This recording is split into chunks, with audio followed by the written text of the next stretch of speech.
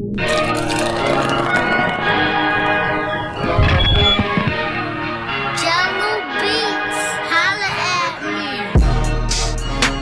guys, another episode of Sick to the Crypt. I'm your humble host, young Seaka, and here I am with another very important guest, someone that's been building a scene for himself and way for himself. Absolutely. You know, please could you introduce yourself? It's Lance Lorenzo. They call me Lance Lorenzo, young Renzo. Your aunt's favorite nephew. Wow, your aunt's favorite nephew. Favorite nephew. I'm gonna have to call her in. We're gonna have to talk about But how you been, bro? How you been? I've been good, productive. Yeah? Yeah. Working on a couple of things? Yes. Yeah. A lot of things. Because, I remember hearing that tape, and then, my Spotify is still feeling kind of empty right now. What's popping? Yeah.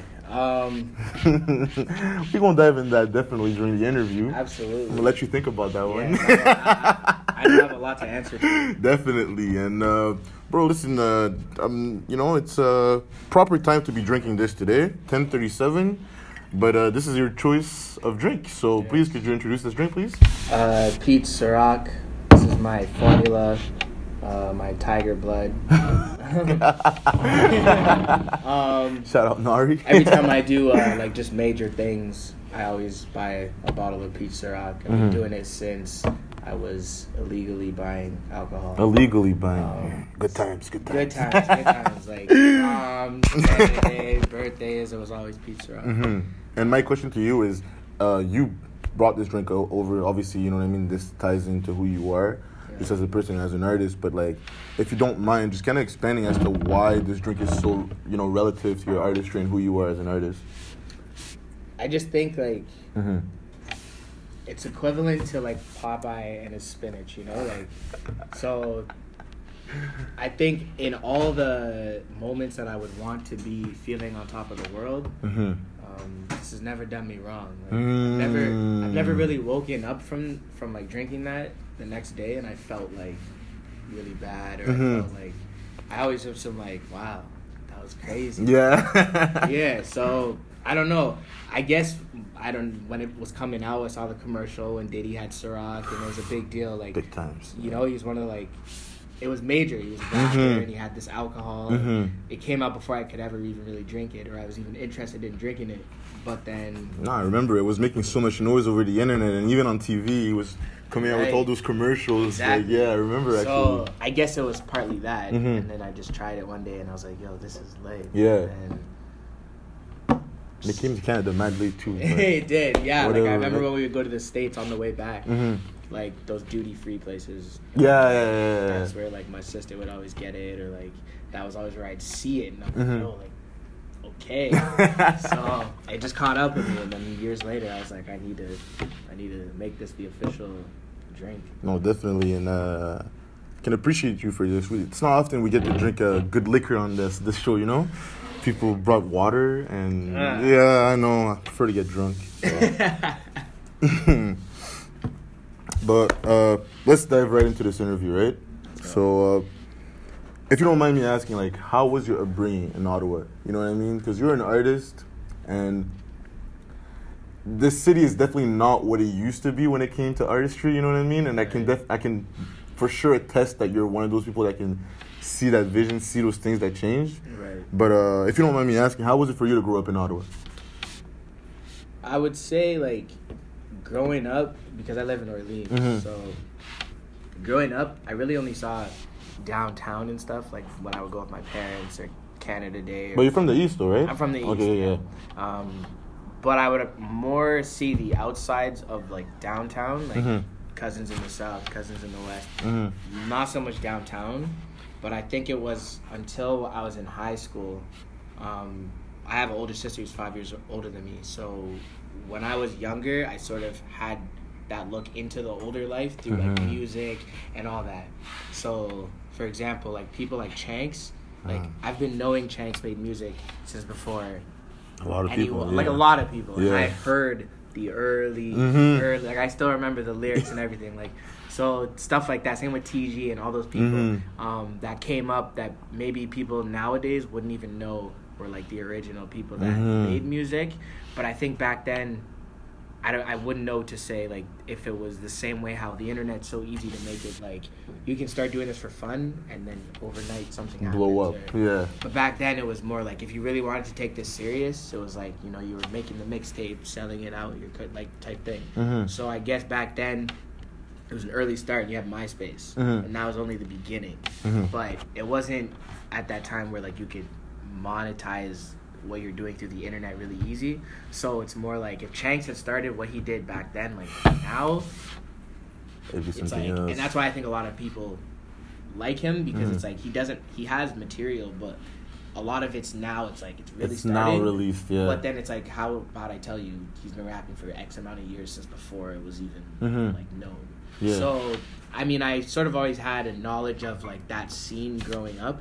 And even when I didn't rap and wasn't really into, like, creation or creative expressions type Mm-hmm. things, like, I always knew about music, and he was sort of doing things around here. And It's whatnot. funny. It's almost funny now that you're saying, like, it's a scene. Like, now it makes sense for it to be called a scene, but before it wasn't really called a scene. You know, it was Right, just like a bunch of exactly. people on the internet making music. Exactly. So to kind of get your perspective on that, like, it was kind of like, you know, it's kind of funny to hear that just yet. You know what I mean? To see, like, the shift, like, Mm-hmm. whether you focus on, like, just technology and just how beneficial it is to people like me and other people making music right now, that Mm-hmm. it's this, not easy, but just, like, direct to consumer. Mm-hmm. Back then, like, it was more of you had to rely on, how will I get this distributed in a bigger way than just me selling it Mm-hmm. hand to hand. But now it's like, I can just press this, and now it's being sent to as many people that want to hear it. You know? So even young music already had a part in your life. Exactly. Yeah. So, like, at a young age, I sort of always knew about that. My mom's brother is a drummer in Toronto. So, like, Mm-hmm. when he would come to Blues Fest to drum for people, like, we'd always get backstage passes and stuff. So I've Oh, always okay, sort of, exclusive like, shit, right? Whatever. Facts. Yeah, so as a kid, I guess I was always around music, Mm-hmm. but I never really at the time thought I was going to do anything myself in music Mm-hmm. until way later. Well, that's kind of my question to you, because just in, like, the black community, you know what I mean? Like, especially with our parents kind of just left everything they had behind to come to a new country. The artist life was never something, well, I can only speak for myself, like, artist life was never something that, like, our parents kind of pushed us to pursue, you know what I mean? Exactly. So, like, for me to kind of hear that, like, your uncle was kind of doing drumming and, like, your sister was bringing you around, and they, like, where were your parents in all that mix, you know what I mean? You never caught a whooping for that stuff? Because I know a couple that did, actually. Not really. Like, my parents weren't, like, super strict. Mm-hmm. They always believed in education and stuff like that. But Shout it's out not Mr. like, Pratt. Shout out Mr. Pratt. We Facts. see. Facts. A few people watching this will know. But, yeah, like, they always just believed in school and whatnot. Mm-hmm. But, like, when I mean this sort of came very late, like, you know, someone who's, like, a musician, they'll say, like, when they were a kid, they sang in church choir. Yeah. Like, an athlete that's really good, like, they played sports since they were a kid, and Mm-hmm. they were the last person to leave, first person to get there type thing. Like, it wasn't really like that, but I think in everything I do, I'm really intuitive, so I'll know how to do something without knowing that that's, like, what you call it. Mm-hmm. Or I'll put two and two together, but not know how to get to four. Mm-hmm. So I think it started, like, with music. I taught myself how to play. We had a piano in my house, so I just taught myself how to play piano. But to this day, I still don't know what note goes with what key, but I can play things by ear. And there's, like, whenever people are around, I'll play, like, rap melodies and stuff on the piano. And, like, they'll be like, oh, what the heck? But, like, if I haven't played it for a while, I'll have to, like, do it again in my ear to remember how it goes. So, and, like, once you know how to do that, like, same with guitar. I used to, like, love playing Guitar Hero, and, like, it made me want to actually play guitar. And I wanted to already learn the hard songs that I was playing in the game, but everyone was saying, like, oh, get lessons, like, you know, start small. But, like, someone told me once, I always see the fireworks, but I won't know, like, how to get the ammunition for it. Like, so I always, like, I'm thinking, like, 10 steps ahead. So once I'm interested in something, like, music was, like, I love music. I can talk about it a lot, and I'm someone that will like just tell you something you don't even care about, Mm-hmm. just to get my mind off it, because it's bugging me about a song I like or whatever. No, you definitely, yeah. Exactly. I know you know what I mean, but that's always been a thing. So, and I was always the guy that knew the lyrics to like the song, and my boys would always joke and be like, "Oh, like why don't you just get in the booth and whatnot?" And I would always like joke and laugh it off, but I don't really know how. It just kind of was like one day, a lot of people would send me their music and be like, "Yo, give me your opinion," because of how detailed and like particular I am. And then I guess I was just around it too long that like everything that I love doing, whether it's like I love music videos and I love visuals, and when I didn't do it myself, I loved watching videos and being like, "This is so clean, like how'd they shoot it?" I've always loved videos.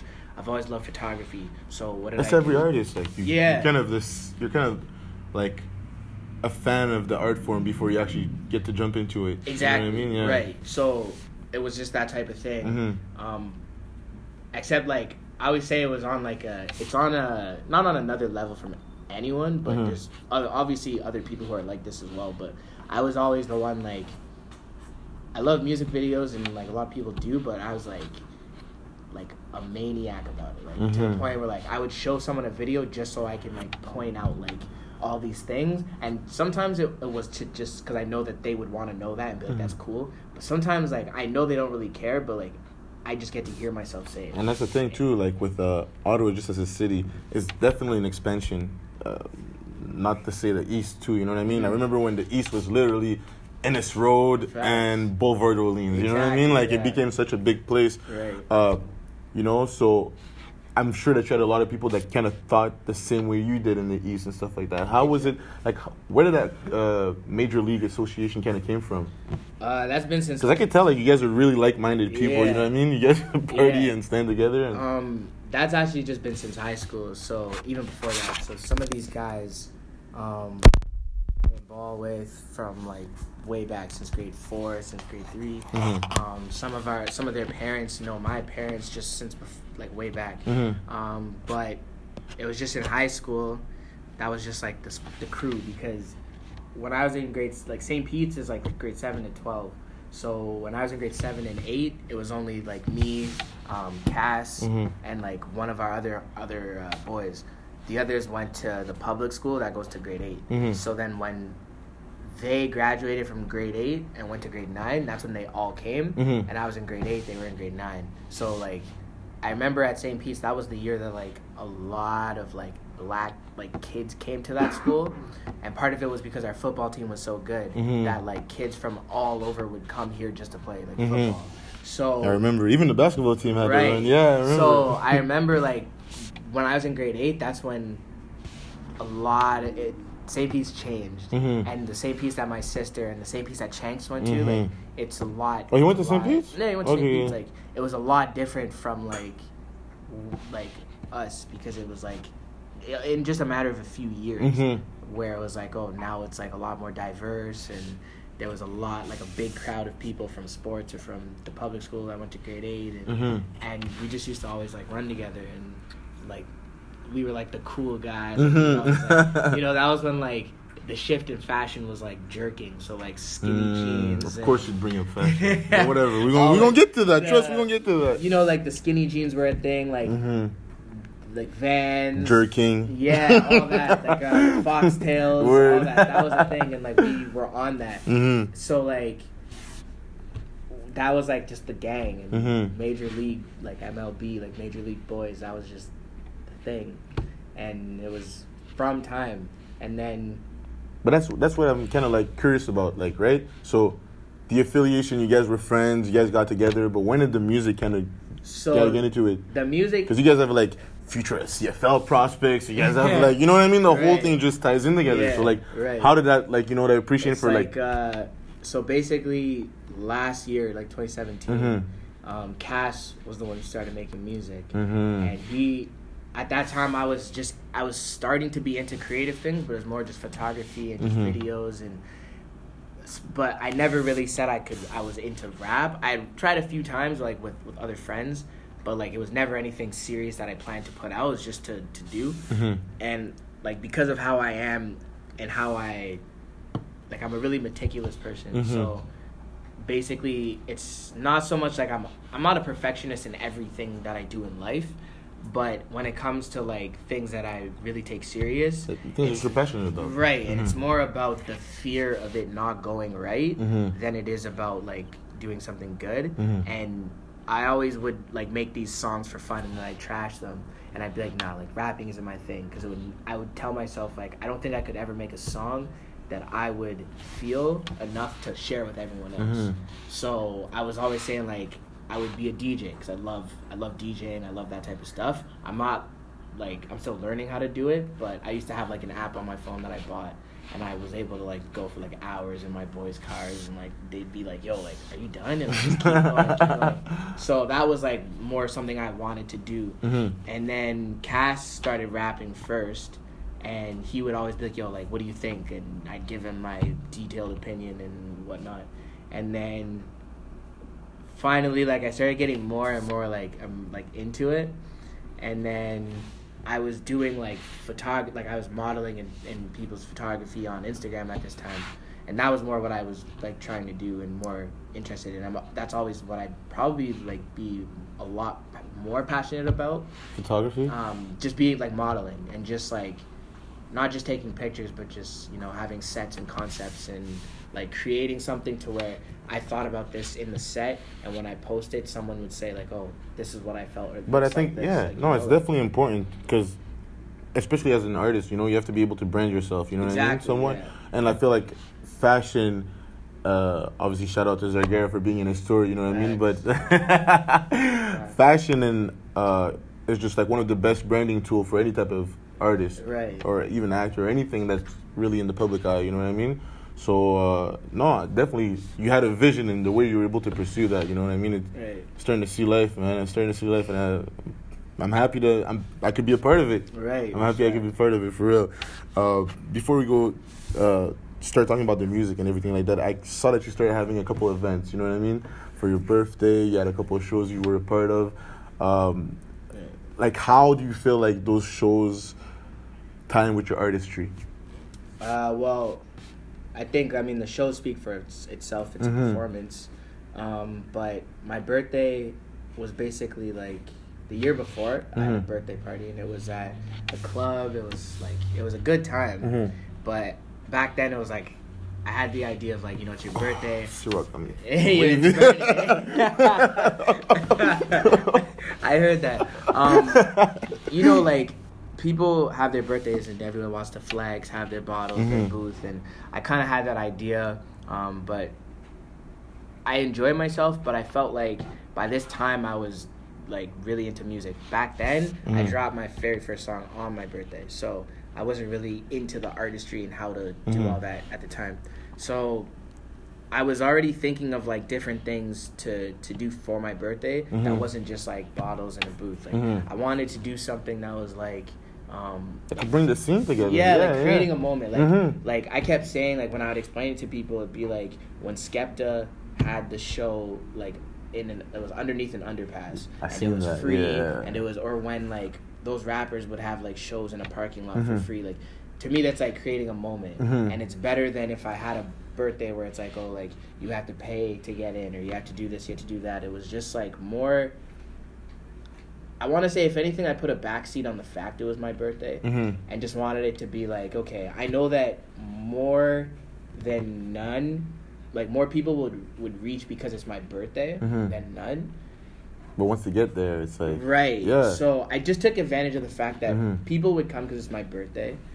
We had, like, my friend Will that makes clothing as well, Vexany. He had a display in there as well. I had Chanks DJing. I had basically like a projector that had a reel with a bunch of artists' album artworks, and I was hitting people up like, yo, send me your artwork and I'll put it together and whatnot. So the vision, like I said about fireworks, was that in the end of it was supposed to be like almost like a equivalent to like a sneaker convention, where it's just a bunch of like different people that may not have crossed paths in another setting, but they're all here, and you see like the slideshow, and it wasn't just album artwork. It was like mashup clips. It was visuals. It was like it was cool, and the venue was like, it was where Zargara had his last show at Garden of Eden. It was at that same place, and it was like a warehouse look.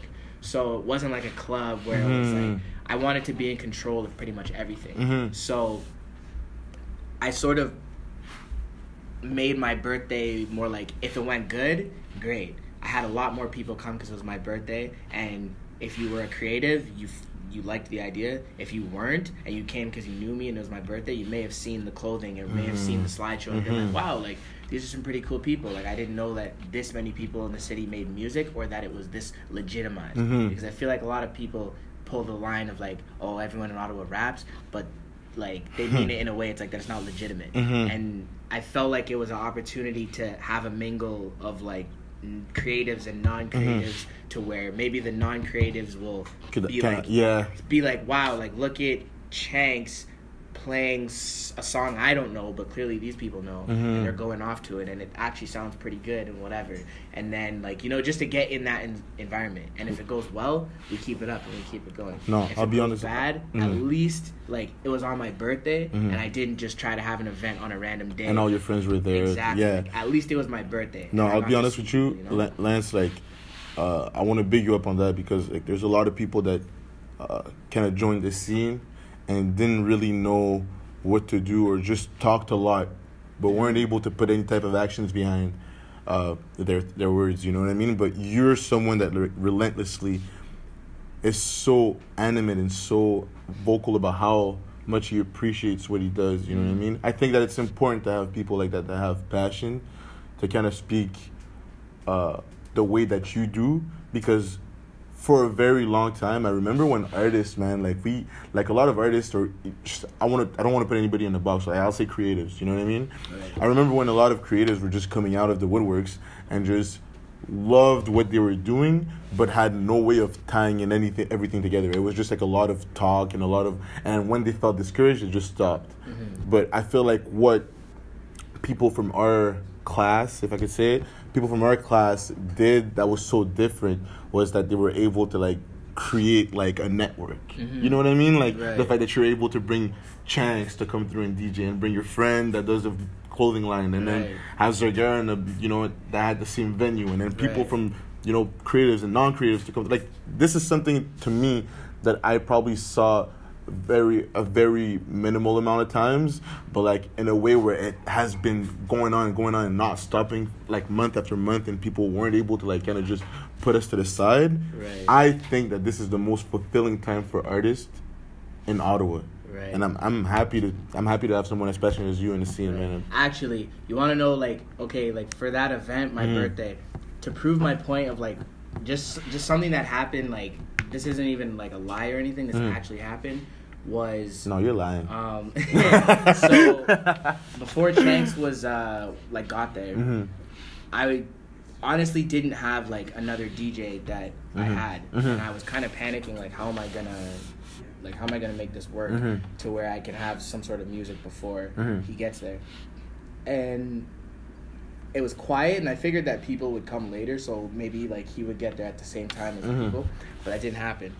And I remember I was like, people were starting to come in, and I was like, well, like, what am I gonna do? There's no music.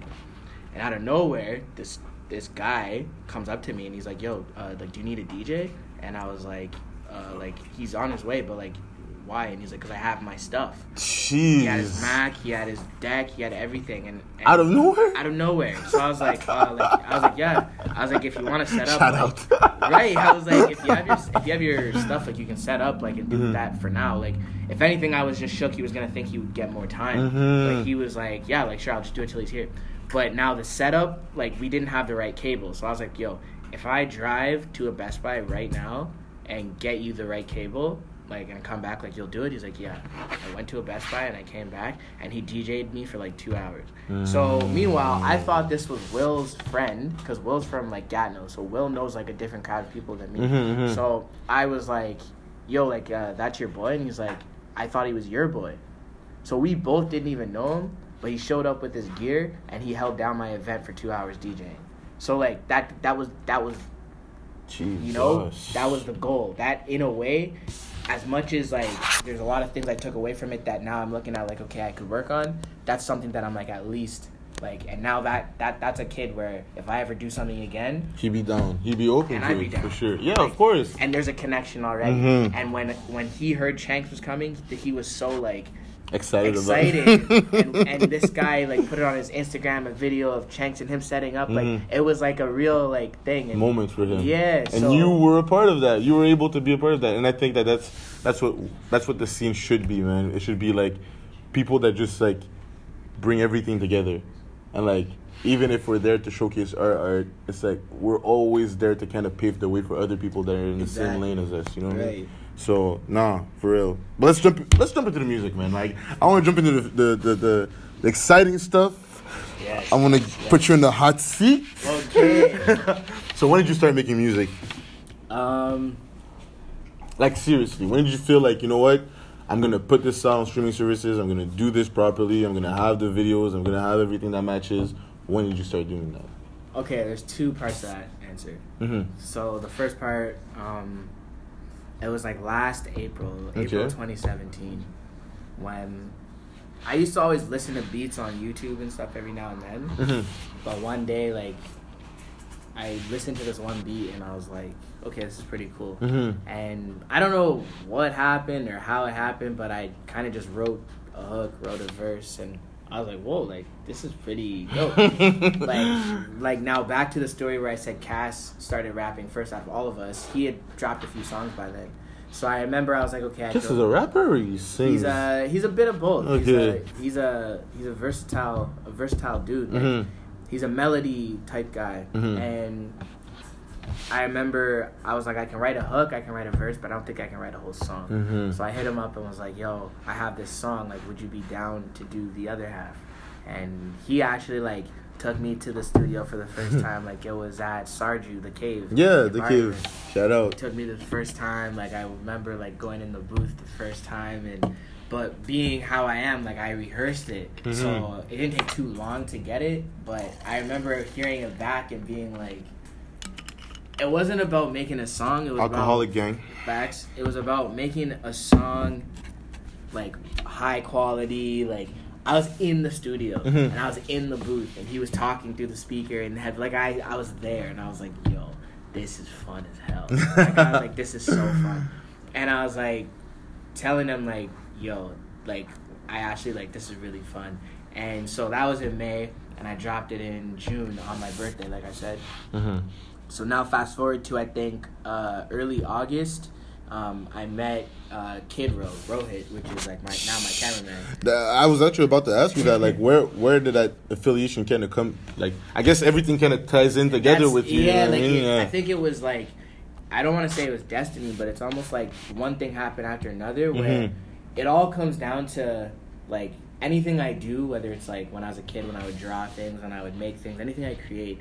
Like, I always stress about, like, quality or having it come out exactly how I pictured it. So part of why I always felt like it was difficult for me to make music and do things was because, like, I would be like, well, I have the ideas for a music video, but I know I don't have the means of making it, like, how I want to make it and stuff like that. Mm-hmm. And you have, like, not to cut you off, but you have so many ideas and so many concepts and so many, like, ways of having things exactly how you want them to look, like you must have influences that are just out of this roof. Yeah, like, you know what I mean? Like, right, like big Kanye fans. Yeah, like, okay, yeah. Like, that's sort of what I would always watch his like I don't know, he has that short film Runaway. Like, I would watch that like thousands of times and just be like, man, like the quality, the vision, all of like the imagery, all that are things that I wish I could do and be like, yeah, I made that. Like, and I guess that's where the fashion kind of comes in, right? Exactly. Too, like, it all just comes full circle. And that's always just what I wanted to do. So it's not so much that I've wanted to be a rapper and make music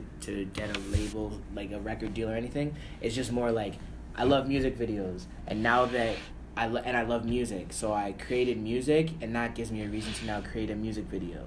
And now that gives me a reason to do a photo shoot that's related to the single. Yeah. And then, like, all the things that I love are all put into one. And it's just, like, I'm having fun here. Like, I'm just, like, getting better and learning. And, like, there's things that I have help from that I was lucky, like Rohit, when he just hit me up one day. And I remember the day he followed me on Instagram, And I remember being like, oh, he's a photographer from Ottawa. And I was like, at that point, that's when I was like, I need to start hitting up photographers.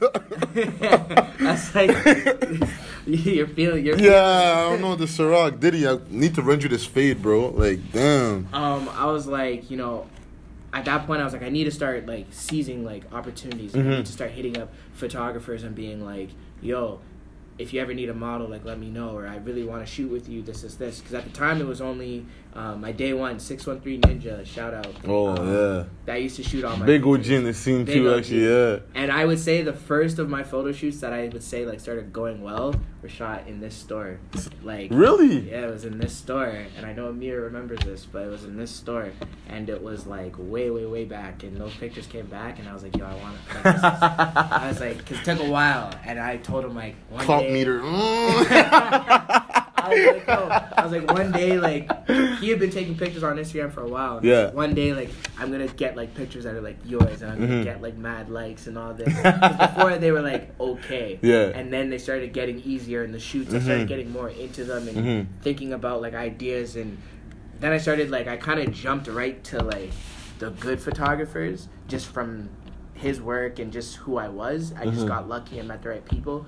To that I never had the point where, like, I've never really done a shoot with someone where I didn't like the photos or where I would never work with them again or where they charged me, like, some crazy price to do it. Like, it was always just, like, we had a conversation to start. It was like the love for the same, right, I see exactly what you're speaking about. And then now it's just like, yo, anytime, like, yo, you trying to shoot? Let's do it. Like, yeah. It's just like, it's not like can we please shoot? Like, it's just like a off the cuff, like, yo, you trying to shoot? Yeah, let's go. And I think that's an issue, like, maybe not an issue because a lot of people, like, when they put in the work, they kind of feel like, yo, this is what I deserve. But I feel like a lot of, like, that's probably an issue that happens in, like, in a small city where, like, the scene starts to bubble up. You good, bro? But that's the problem that with the small cities with scenes and stuff like that. It's as soon as we start, people feel like entitled and feel like they kind of outgrew the scene. So it's like, I gotta charge you an insane price. But, like, there's that small collective of people, you know what I mean, that always kind of look out for those people, that always make sure that the scene is viable and keeps going on. And I think the more and more you keep going like this, you know what I mean, we'll see a lot more people like that. Who knows? Eventually, we'll become those people too. Right. You know We will. Hopefully. But so when he hit me up, I was gonna hit him up. This is like killing me right now. I hit him up and was like, I was gonna hit him up and say, yo, let's shoot. But he beat me to it and was like, oh, like, I'm looking to shoot, like, artists or people that have dope vibes or whatever. We set it up. And then a few days went by. It flopped.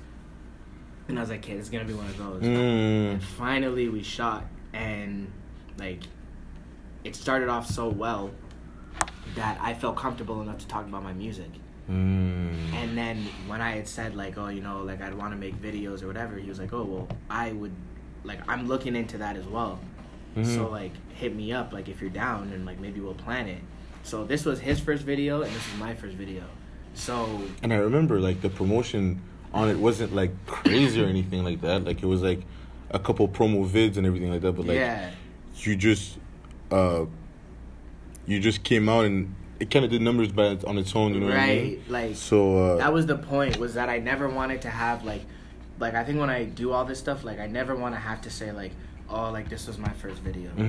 Oh, this was, like, I never want to have to make... You just want it to speak for itself as much. Exactly. Yeah. And I want, like, how, like, we live in a city where, the stigma around making music here, like, I want people to see I have a video and think, oh, it's just going to be one of those Ottawa Rapper videos. And then when they watch it, they're like, whoa, like, I was wrong. And I think the more and more that happens, like one of my favorite things to do is, like, I play a lot of, like, other Ottawa artists. And, like, if I like a song, like, I like it, and I play it day in, day out. Like, there's people, like, you can ask Chanks how many times I've, like, fanboyed and been like, man, this song is so good, and just broke it down why it's so good. And I play those songs for people that wouldn't normally hear those songs. And when I see them, like, vibing or wwhatever, and they're like, yo, like, this is a good song. Mission accomplished. I'll be like, oh, like, that's so-and-so. He lives in Ottawa. Boom. Gotcha, bitch.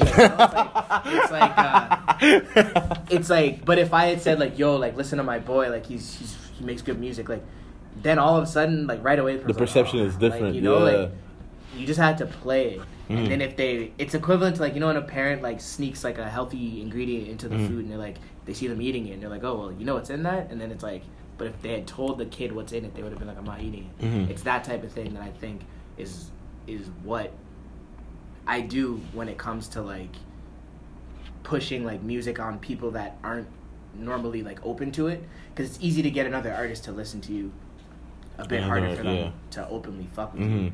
But like I think like for me, I'm more always bent off like getting all the people that create to be like sort of like, for right now we are sort of like, we all use each other for what we're good at, and then we create like it's like creating an amusement park.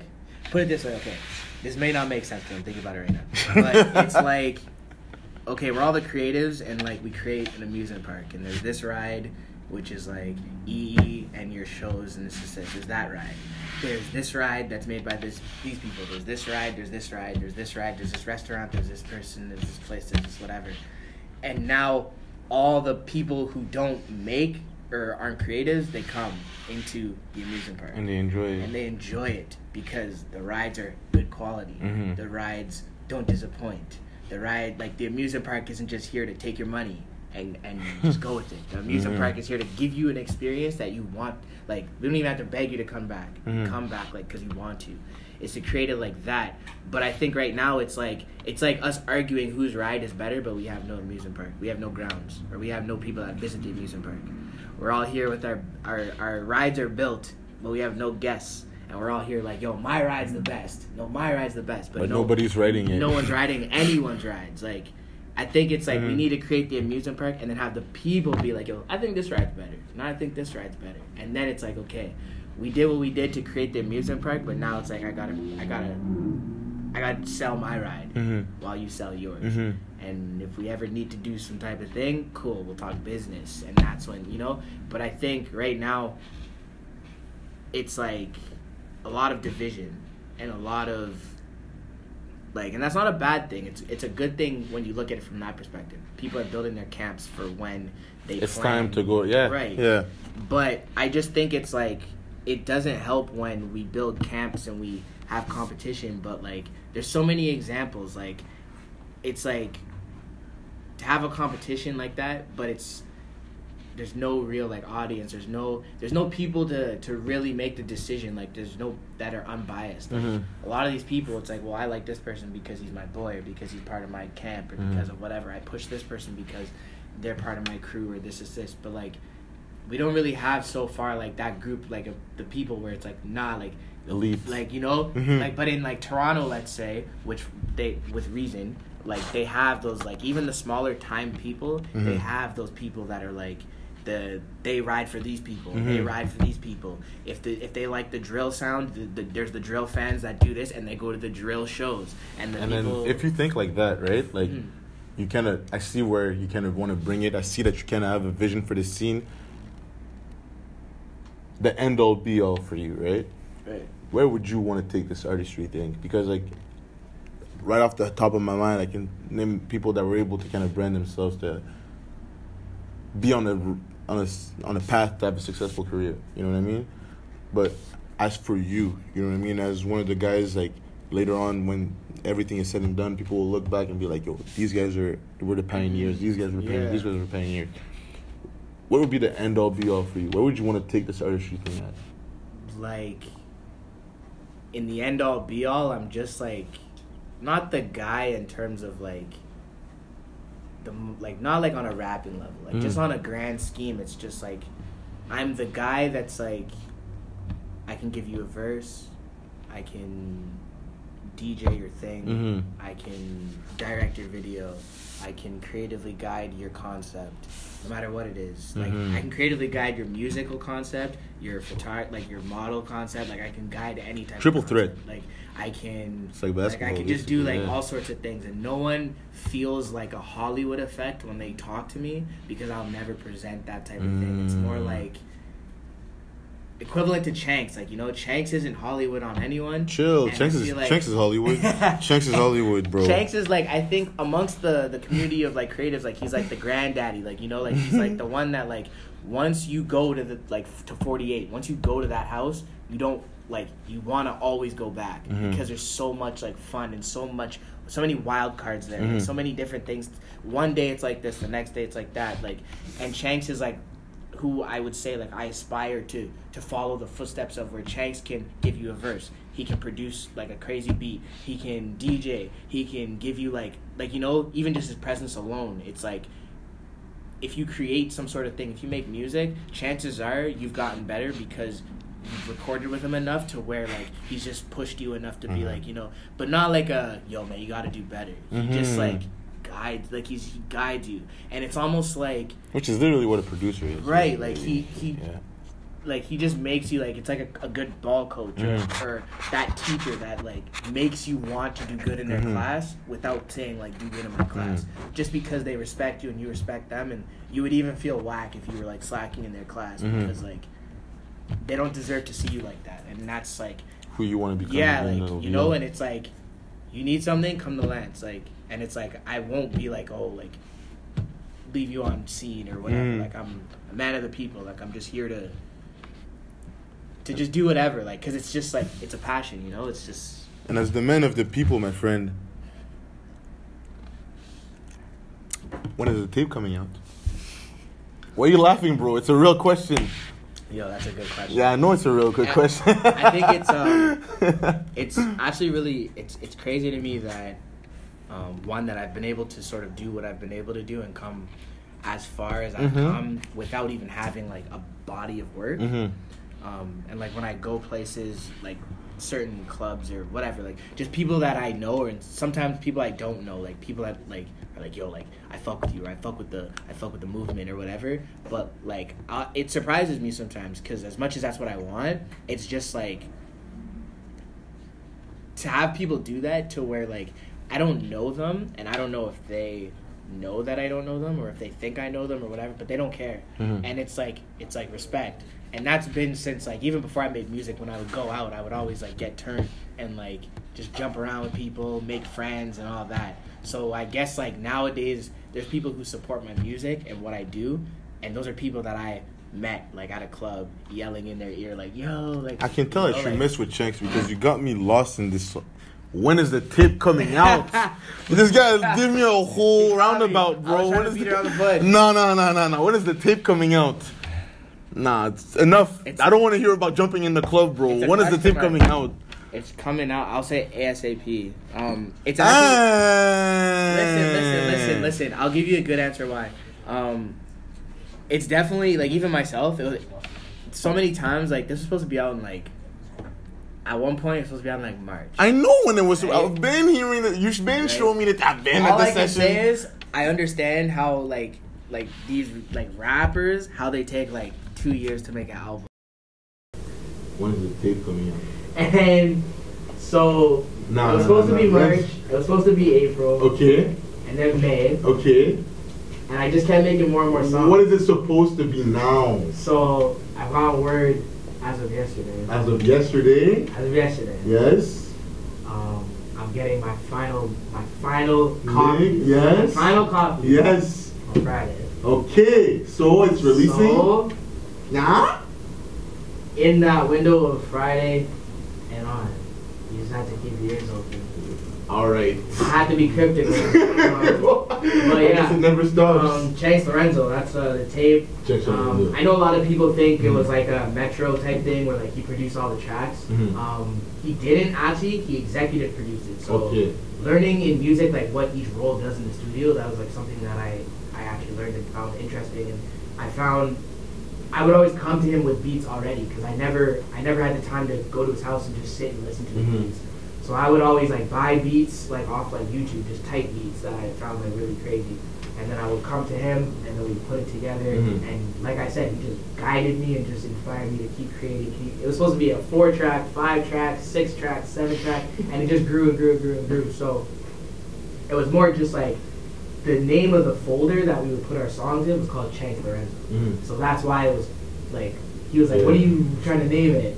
And the first name I had was Here Goes Nothing. But then I was like, nah, like I don't want it to sound too like up and coming, like, you know, like. But then I was like, Chankslorenzo, and then we were like, yeah. Like we were like, yeah. But it's gonna come like very soon. It just had to do with quality. Like I wanted it to sound like I didn't want to drop it until I could hear every song and I love it. Even like it wasn't my own song. And I think now it's at that point. I think it'll speak for itself. I don't want to put any types of labels on it already, but I think people will see it when it comes out. I think it has a lot of things, like it contains a lot of things for different people. Like there's songs for girls, there's songs for guys, there's songs for the people who love wavy songs, there's people who like more like flows and bars. Like it's really spread out. 9 songs, 1 intro. The intro is very special. I think a lot of people like you will hear the intro and you'll be like, you'll laugh at it. You'll find some familiar voices in it. No, for sure. And I'll be honest with you, bro. Like you have this type of artistry where, or just as a person, you know what I mean. You're very open and you're very meticulous about what you say and how you go about things. You know what I mean. I think that sometimes it could be a fault, but sometimes it could also be a strength. So, and the best way that you can let it shine through the best way you can, and then hopefully it'll pay off exactly how you want it to pay off. For sure. You know, so. But listen, I want to thank you again for coming through, bro. It was a great episode. For sure. And this was your own little host, young Seaka. Thank you very much for coming through. See you next time. Whoa.